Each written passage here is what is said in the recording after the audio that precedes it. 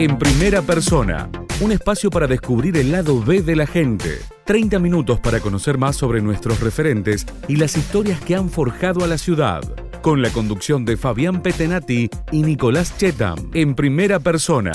Bueno, te lo habíamos anunciado. Hoy se encuentra con nosotros el abogado político ya de hace muchos años retirado, pero siempre seguramente está en actividad, pero que ha sido protagonista en estos 40 años de democracia.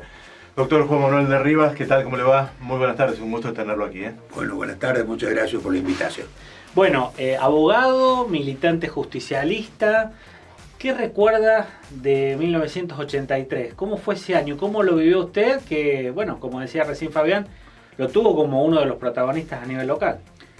Sí, nosotros creo que el 30 de octubre fue la culminación, el 10 de diciembre comenzó la vida de las instituciones democráticas, pero creo que nosotros ya lo veníamos viviendo desde bastante tiempo antes a todo este proceso que evidentemente iba a desembocar en un momento más adelante o más atrás, luego de la guerra de Malvinas, en lo que ocurrió en 1983. Obviamente que lo vivimos con unas particularidades. Como habíamos estado fuera del sistema de actividades políticas, muchos de nosotros nos habríamos vuelto hacia adentro. Por ejemplo, en colegios profesionales, en el colegio de abogados teníamos un cambio de opiniones, estamos allí siempre viéndolo desde el punto de vista político, partiendo de la base que no se podía realizar actividad política. Lógicamente, cuando se decidió que se iba a convocar elecciones, bueno, realmente fue una cosa muy particular, que incluso lo vivimos en la campaña electoral con mucha confraternidad, absoluta confraternidad. Por ahí, en aquella época que todavía se pintaban los carteles y los que pintaban los carteles eran vocacionales y no profesionales. Y siempre algunos, che, que me pintaste el paredón mío. Rápidamente, che, mira los muchachos en la noche, ¿qué ha pasado? Rápidamente lo solucionamos. Y no solo eso, sino que era habitual que cuando terminamos la actividad, habitualmente, no era en la noche, reuniones en un lado y en otro, al último terminamos cuando ya había pocos lugares para comer abiertos. Y terminamos muchas veces coincidiendo fundamentalmente con el radicalismo en esa época. Y realmente fue muy particular la forma en que se vivió la previa. Uh-huh. Todo hasta llegar a las elecciones, incluso con dos candidatos de conocidos en Río Cuarto, pero muy jóvenes ellos, Llamosa Padre y el Chicharra. Sí, sí. De manera que, bueno, lo vimos de una manera muy particular, muy especial y con mucha confraternidad, porque todos estamos conscientes de qué es lo que estábamos viviendo.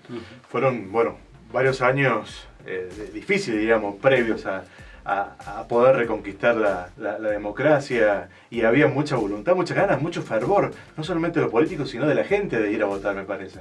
Absolutamente era así. Tanto es que la realización de las actividades, había un ánimo en el vecino de participar, de ver de qué se trataba, de recibir a unos y a otros. Me parece que fue una preelección absolutamente particular y muy especial. Bueno, ¿y cómo fue que usted llegó a integrar la lista? Usted fue candidato concejal por el Partido Justicialista y, bueno, si bien no ganaron a nivel local, ganó el radicalismo con Miguel Abella. Usted ingresó al Consejo Deliberante, fue integrante del primer consejo postdictadura. Exactamente. Yo me fui de la municipalidad un 24 de marzo de 1976, siendo secretario de gobierno de la intendente Rodríguez Vázquez, Castaño Rodríguez Vázquez. Y volví como concejal por minoría el 10 de diciembre de 1983. El candidato había sido Llamosas, que había ganado una interna dentro del justicialismo, y había sido yo elegido como concejal el número 1 de la lista. Y bueno, digamos, me imagino que para usted implicó todo un desafío, porque había que de alguna manera cumplir con muchas expectativas, ¿no? Así es. Realmente era muy especial también, porque a su vez había un amplio margen de buenas relaciones entre los concejales. Incluso no dejábamos pasar ninguna fecha sin que hiciéramos un homenaje a algo que estuviera vinculado con la democracia. Hoy, cuando a lo mejor alguien va a hacer un homenaje, verá lo que están haciendo los concejales, un homenaje.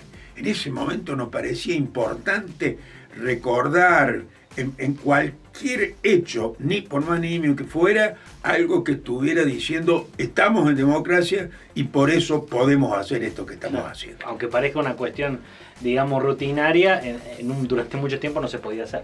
No se podía hacer. Entonces, bueno, lo resalto porque hoy parece una tontería, miren que pierden el tiempo. En esa época nosotros consideramos que estamos reafirmando esto que se había conseguido. Usted recién decía que se retiró un 24 de marzo de 1976, cuando irrumpe la última dictadura militar en la Argentina. ¿Cómo vivió ese momento? Me imagino que habrá sido muy duro. ¿Y cómo fue para usted la dictadura? Bueno, te digo que nosotros, por lo menos desde la municipalidad, era casi un secreto a voces. Era un secreto a voces que la señora intendente y su esposo, ninguno de los dos sabían manejar. Entonces yo ya hacía 3 o 4 días que me llevaba el auto de la municipalidad a mi casa. Porque en cualquier momento lo íbamos a tener que utilizar y así fue. El 24 de marzo me despertó una marcha militar, hablamos por teléfono, tomé el auto, lo fui a buscar a la señora intendente y nos fuimos a primera hora de la mañana, serían 7:30, 8. Estaba ya la municipalidad debió ser tomada por las Fuerzas Armadas, Ejército y Aeronáutica, en este caso en Río Cuarto. Y bueno, era desde ese punto de vista casi preanunciado. Lo demás lo vivimos todos con mayor o menor severidad, de acuerdo a la actividad que cada uno desarrolló. Y bueno, creo que ya sobre los horrores que se vivieron en ese periodo casi ni hace falta abundar, ¿no? Usted participó previo a este golpe de algunas muestras de apoyo a la democracia, y también después, cuando fue concejal, hubo algunos pasos, hubo unos procesos en los que el Consejo Liberante, toda la fuerza viva de la ciudad, salieron en defensa de la democracia. Sí, efectivamente. Y esto, bueno, yo creo que el lanzamiento de Cara Pintada fue posterior. Claro. Yo en ese momento ya integraba el Senado de la provincia, había sido elegido senador. Pero de cualquier manera era constante, eso era un valor entendido por el cual no se discutía. Digamos, estaba todo el mundo en defensa de los valores de la democracia. Retomando un poco lo del 83, la campaña que termina obviamente con la elección nacional, Río Cuarto, recordemos, también votó en simultáneo con la nación y con la provincia, se eligió intendente, gobernador y presidente. ¿Por qué cree que en ese momento se eligió a Abella y no a la propuesta del peronismo? Bueno, en primer lugar, yo soy de los que creo que en general los pueblos no se equivocan. Y creo que la convocatoria del doctor Raúl Alfonsín tuvo la suficiente potencia, la suficiente fuerza como para convocar a la mayoría que en definitiva se dio. En lo local, no cabe de ninguna manera señalar que el doctor Abella ganó la elección porque iba en las 3 boletas 3. Nosotros éramos las 3 boletas 2, era nuestro número de lista. También acá se dio la circunstancia de que creo que ante 2 alternativas de 2 candidatos a intendentes jóvenes, que tenían raigambre en cada uno de sus partidos, hasta por razones familiares, bueno, el pueblo de Río Cuarto eligió lo que creyó que era más importante para sus intereses. ¿Había un voto arrastre, cree usted, desde Alfonsín hacia Abella? No, yo creo la que... gente no sabía cortar boleta, digamos. No, yo creo que ha habido indudablemente que no se olviden que cuando gana el presidente Menem también se ganan muchísimos en la provincia, muchísimos departamentos que no se habían ganado, y en definitiva hay influencias. Yo no digo de ninguna manera que eso fue lo que motivó el triunfo del doctor Abella. Que hubo influencia, no hay ninguna. Bueno, durante ese 83, que fue muy intenso en cuanto a campañas políticas, porque además no existían redes sociales, los medios de comunicación eran los tradicionales, la radio, el diario y la televisión, pero digamos había mucha campaña personalizada, ¿no? ¿Qué acto recuerda particularmente? ¿Fue quizás el acto en el que tuvieron a Luder en la ciudad de Río Cuarto, que era el candidato a presidente del justicialismo? Quizás ese haya sido el acto más importante, donde el doctor Luder, un hombre prestigioso, pero estaba evidentemente equivocado. Él dijo: he sido elegido candidato a presidente por el justicialismo, y es lo mismo que haber sido elegido presidente de la Nación en la Plaza Olmo. Nosotros estamos absolutamente convencidos que era así, pero no fue así. Y ¿cree usted, con el paso de los años, Nicolás hacía referencia fundamentalmente a que hay otros elementos, las redes sociales, hay mayor cantidad de medios de comunicación? Hacer campaña en su momento, ¿cómo era, digamos, al margen de los actos y las pintadas de paredones? ¿Cómo eran las campañas? Y eran muy, muy personalizadas, con 2 o 3 o 4 reuniones por día en distintos lugares de la ciudad. En casas de familia, no solo en locales partidarios, unidades básicas que en aquella época existían, más que ahora, pienso. Pero era absolutamente personalizado. Era estar en contacto constante todos los días, en algún lugar, y no solo institucional. Aparte de lo institucional, que con determinadas organizaciones de la comunidad, era muy vinculado al territorio.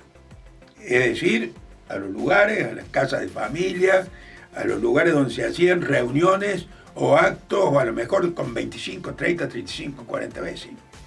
Vamos a ir a la pausa. Antes le dejamos una pregunta al doctor de Rivas. En este caso tiene que ver con la otra gran pasión, que es la abogacía. En un rato nos cuenta si es o no es el abogado con más años de ejercicio en la ciudad de Río Cuarto. A la pausa vamos y volvemos con el doctor Juan Manuel. Bien, regresamos de la pausa.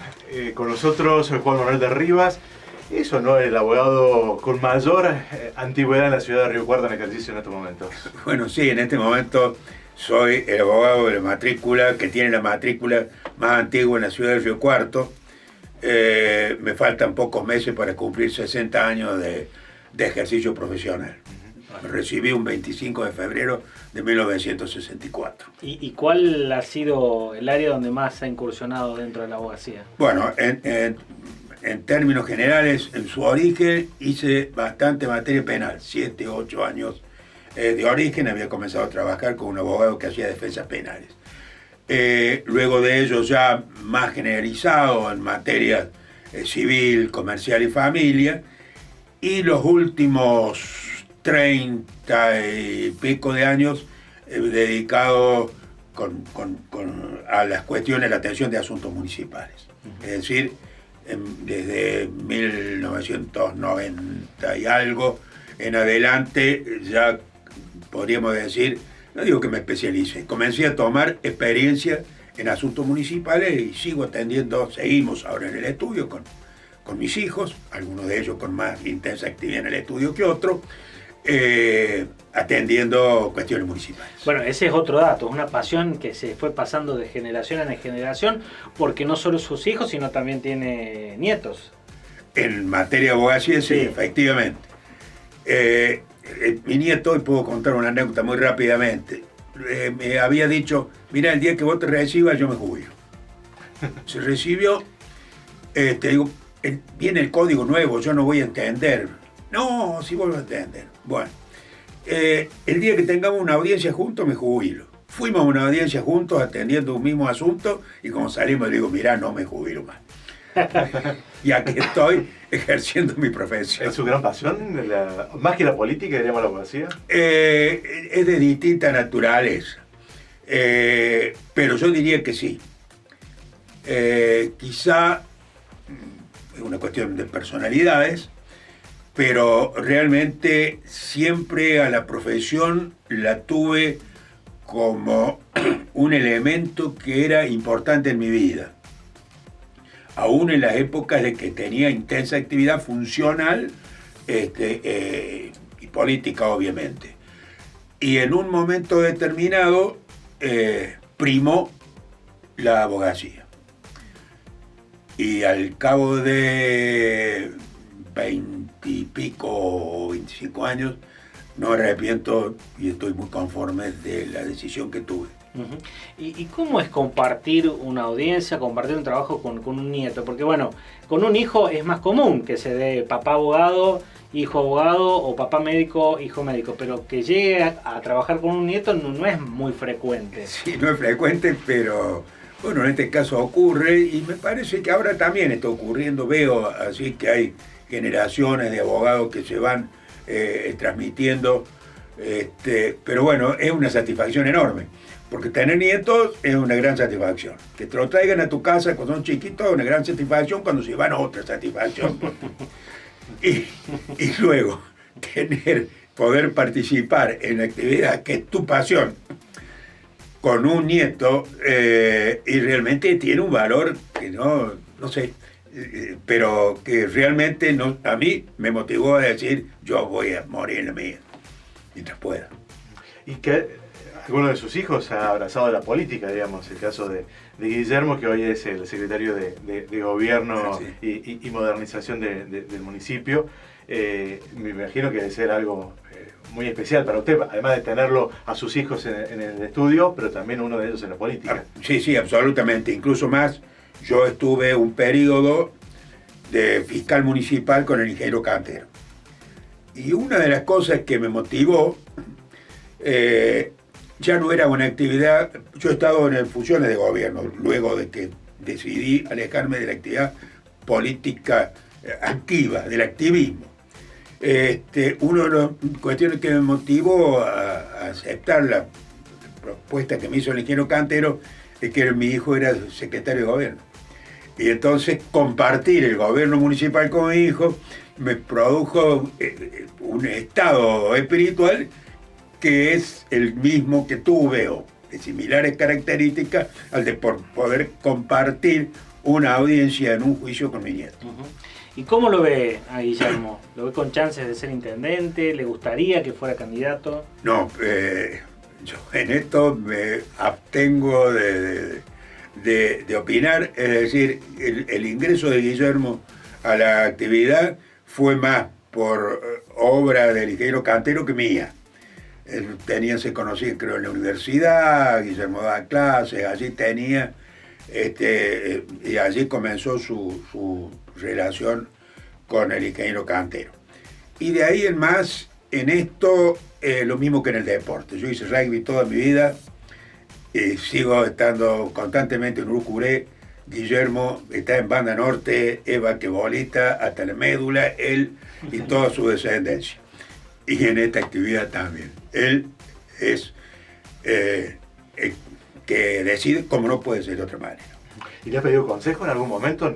Digamos, cuando era inclusive, porque él fue uno de los secretarios más jóvenes que tuvo la Municipalidad de Río Cuarto. Sí, y había ocupado el cargo que usted había tenido anteriormente. Sí, habían sí. pasado muchos años y los cambios sí. de la municipalidad fueron importantes. Digamos. No, seguramente que los cambios importantes, pero en esto sí, no puedo decir que no lo hemos charlado y no lo hemos analizado.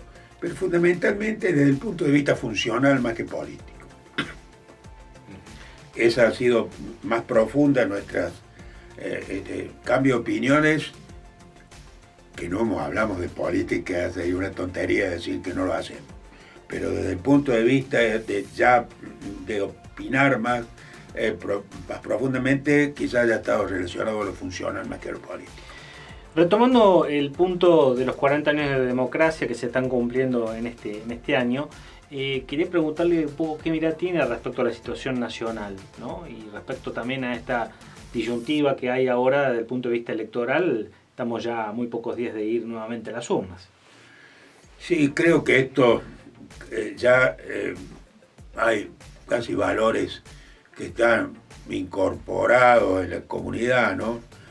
En definitiva, creo que hay mucho de lo que nos está ocurriendo es consecuencia de que quienes intervenimos funcional y políticamente en los gobiernos democráticos no hemos sabido dar las respuestas que la comunidad, el pueblo está requiriendo. Y hablo en plural porque no puedo dejar de decir que intervine, participé y vivo en Argentina. Creo que desde el punto de vista del resultado, del producto, del espacio democrático de estos 40 años, no ha sido satisfactorio. Y no lo dice de arriba, lo dice una realidad que creo que ha producido esto, que creo que más que un fenómeno político, hablo de fenómeno no como cosa de excepción, sino desde el punto de vista sociológico, es un fenómeno social o sociológico lo que nos está ocurriendo, no es un fenómeno político. Y usted hacía referencia que hace 40 años atrás había un fervor, unas ganas de ir a votar que hoy no se refleja, digamos, inclusive de participar, digamos, de la sociedad, no por un cargo, pero sí era para estar apoyando a quienes eran sus representantes. Absolutamente. Incluso más, creo que en ese momento era increíble. Hoy a la política yo la veo mucho más posicional. Es decir, diferencias ideológicas que se achican, sobre todo cuando estamos hablando de medios locales, ¿no es cierto?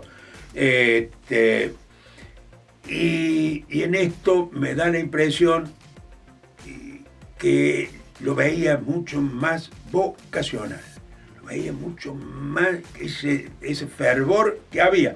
Yo viví 2 ingresos al sistema democrático. Claro. Yo viví el 25 de mayo de 1973, claro, en el cual también había había habido un corte, que si bien es cierto probablemente era mucho más parcial, porque realmente la proscripción del peronismo había sido 18 años dura y concreta, pero había también ese mismo fervor, y ese fervor del 73, por lo menos desde el peronismo, lo volví a ver en el 83.